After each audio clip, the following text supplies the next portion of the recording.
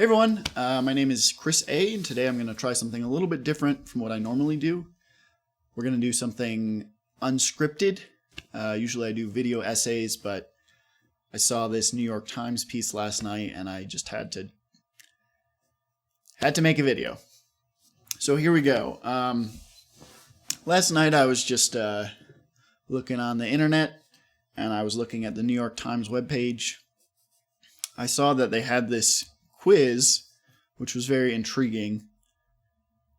The title of the quiz is Not Sure Who to Vote For? Seriously? Okay, this quiz is for you, by Frank Agugliaro. Hope I'm getting that right. So I thought, well, I want to see what the New York Times is communicating to its undecided voters. So I went ahead and clicked. And the first thing you see is cats or dogs. Obviously cats. If you've watched my videos, you know that.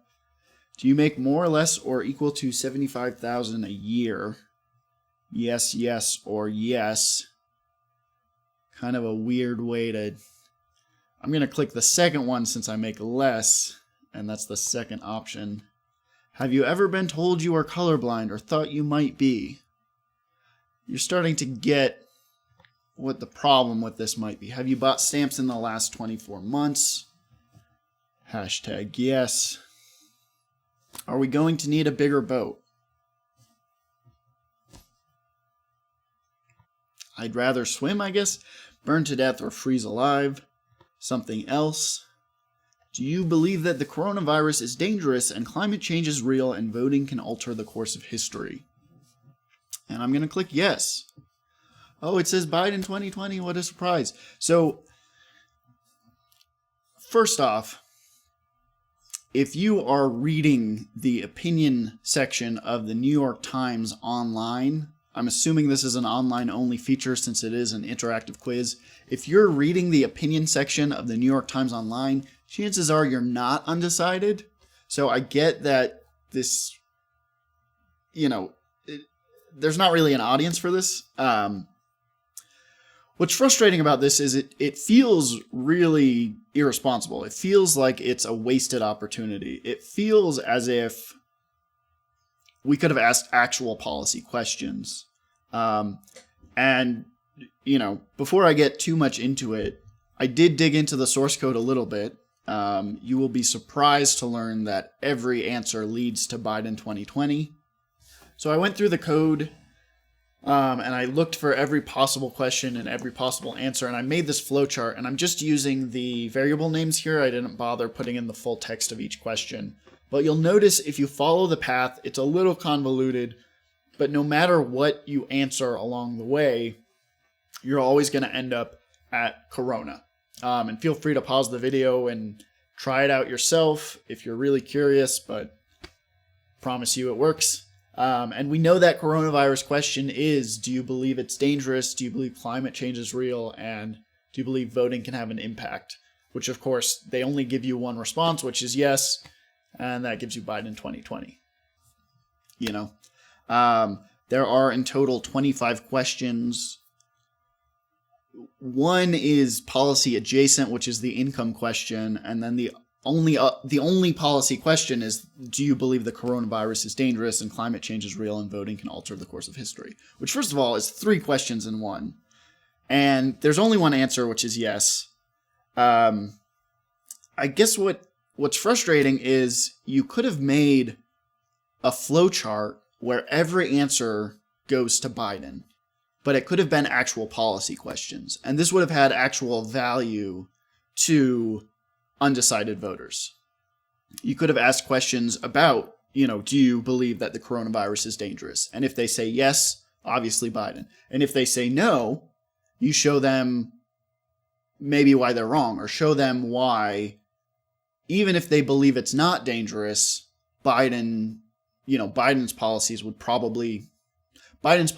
definitely be better than what Trump has done.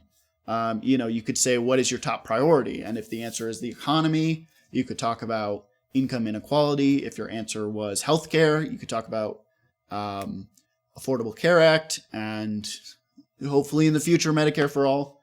If You could ask about climate change, and, any answer, Biden beats Trump on a policy level. That's just the fact. Even if you're a billionaire, trillionaire, even if you're in that 0.01% of wealthy people, ultimately destroying the planet is not good for you. So even though you might continue to make billions of dollars, even in those cases, Trump is not a good choice.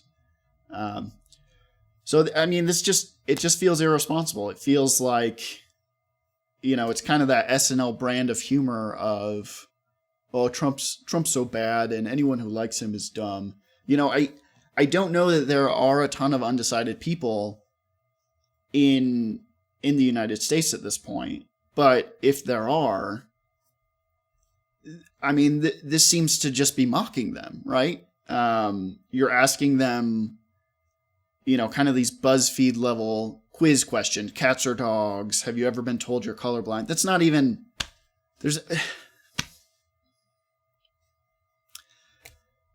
It just seems like with the influence that the New York Times has or could have, and the fact that it is probably, well, I guess next to USA Today, it's like the second biggest. It's one of the biggest news organizations in the country. Certainly one of the biggest newspapers.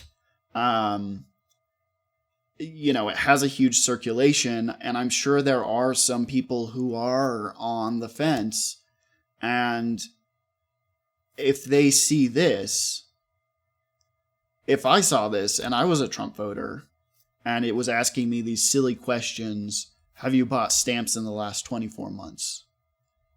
And then no matter what you answer, of course, the answer is Biden. That's just...